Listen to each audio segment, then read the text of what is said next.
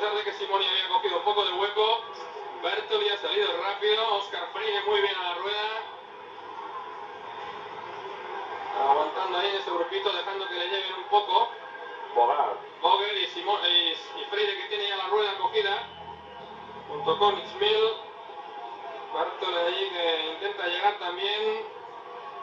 Sunderland es el australiano que estaba pasando siempre.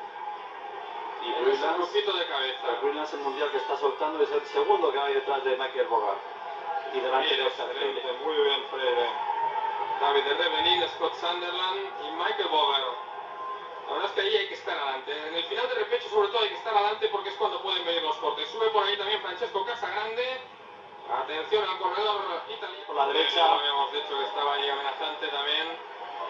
Momento complicado, Bélgica se abre, cuidado sí, ahí. Porque Casagrande no para, es como Chemil, Cuidado arranca ahí, y que no esto es un para. momento difícil. Los belgas, sí. Dave Bruyens, que intenta llevar también al grupo. No, pero Williams yo creo que va muy justito, Ojo a Van Steins también, que aparece por ahí. Niklas Axelsson, el sueco. Todos quieren que no se vaya mucho, pero claro, ahí mano.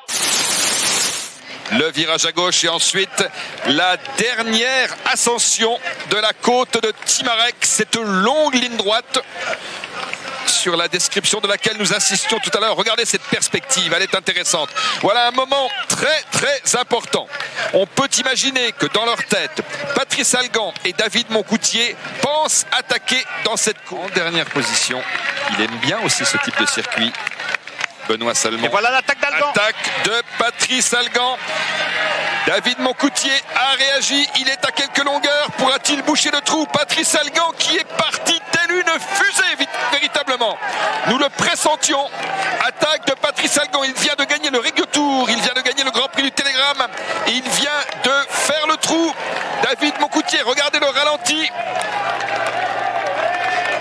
Superbe, véritablement, à montrer dans toutes les écoles de cyclisme, Bernard.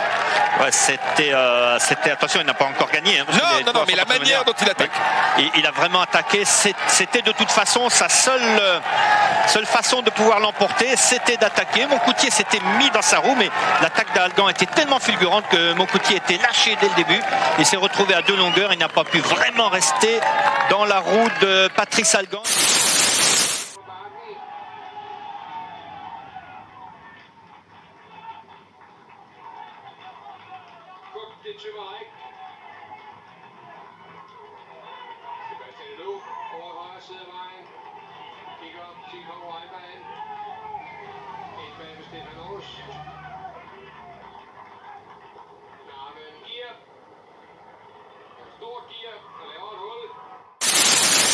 Ça va partir. Di Luca dans la roue d'un coéquipier qui est lui-même dans la roue de Valverde. Là où ça va sortir. Attaque, courant de l'équipe Cofidis.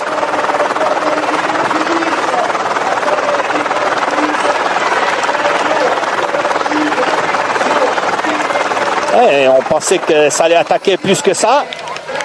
Et finalement, c'est que le coureur de Cofidis qui a attaqué. Les autres sont un peu plus... un peu moins à l'aise. Un loto derrière. C'est pas Rick Verbrugge. Non. Passe pas. Non, c'est pas Rick Verbrugge. Non, c'est pas lui. Non, c'est pas lui.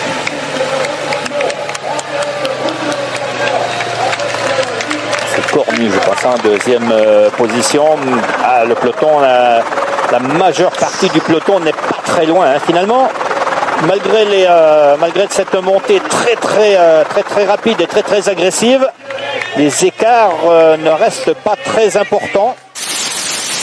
Oui, c'est quand même très dur. C'est quand même très dur.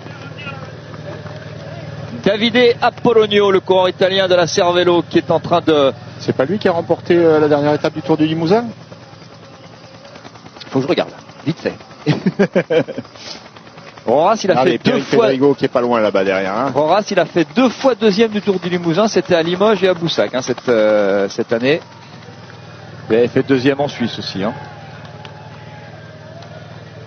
Voilà, Apollonio, le coureur italien est à bout. Ouais, c'est ça. 248 km, 3 1300, c'est beaucoup, et dans cette côte de Timarec, eh bien à un moment les jambes vous lâchent, il a encore quelques mètres d'avance, ça bouge, c'est pas dit qu'on ait une affaire de sprinter aujourd'hui, regardez comment on sort du côté, là je crois que c'est la Garmin Transition. C'est ça. Pierrick Fulrigo qui est en 3e position là. Peut-être Ejdal ou Daniel Martin qui a terminé l'année passée à la 5e position ici. Ouais, le coureur irlandais qui va très bien, le neveu de Stephen Roche. Très en forme ici. Et il vient de gagner le Tour de Pologne. Alors, ça va sortir à gauche de la route, attention.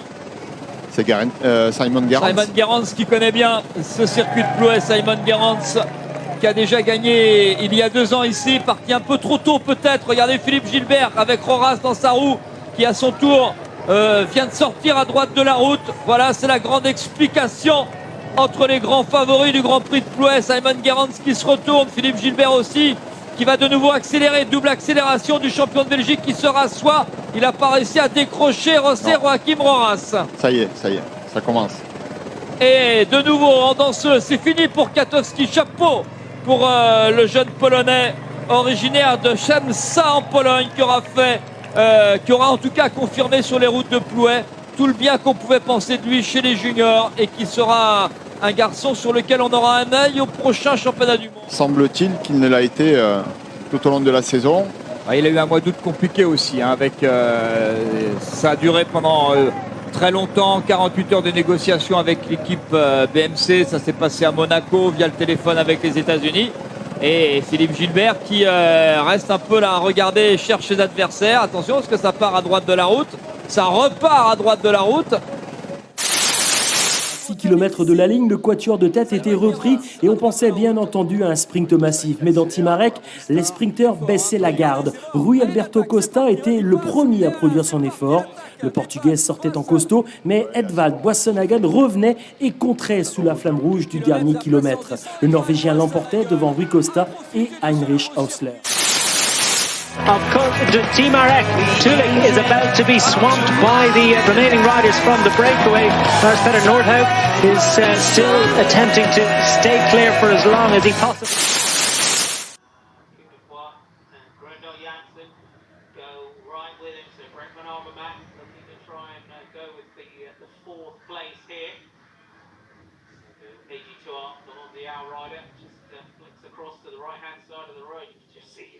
Grinding all the way up this climb here.